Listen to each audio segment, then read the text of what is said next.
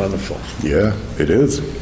Well, the last thing I wanted to talk with you about briefly would be your 3-point, because this is Triple Point Records. Yeah, I mean, this is it's another way of doing preservation work and bringing perspective, framing, archiving. So, tell me what's going on with that. Well, I mean, I sort of spent enough time in the record business and as a collector, I guess, to have the sort of, let's call it an understanding, but it might also be kind of a fetish for saying, I like physical recordings of things, and the fundamental part of that is I like to know that some of the music we're talking about has a likelihood of being playable even after we're all gone.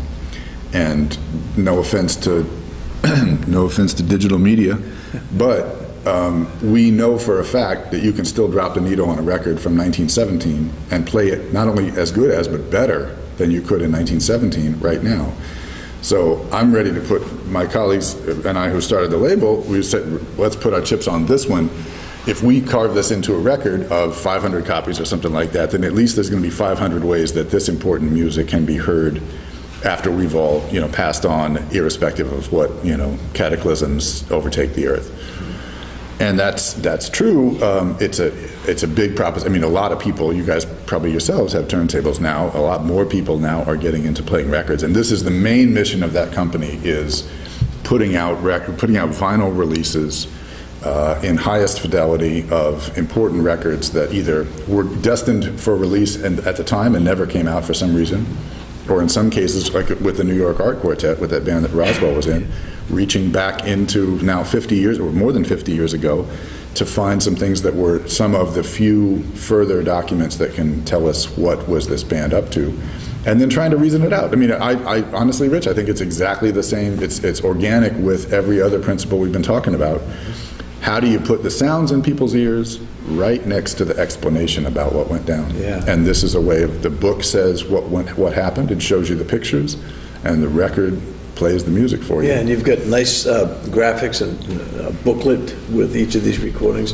As I understand it, you pressed as little as 500 on some of these, and they're all hand numbered, and so they're really collectibles. Well, and it's even some of my friends and people who I dearly love and believe in the music would give me a little heat for that and say, how is it you can claim to be reaching to the people if these things cost as much as they do because they're fancy editions?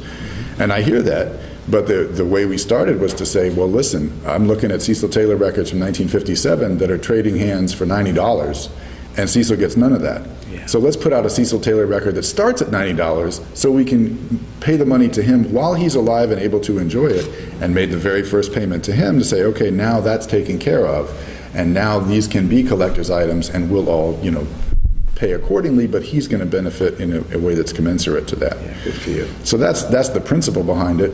It hasn't yet dominated the world, and people who are using more efficient financial models, I'm sure, are selling more records than we're selling, but we continue to do what we want to do. Wonderful. What we need to do. What we need to do.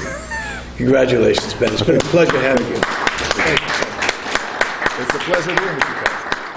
And congratulations, I should say, congratulations to you on doing the database and the projects to gather the information and to spread it. This is the important work that we're doing. I'm glad to be on the same team that you're on. Thank you, man.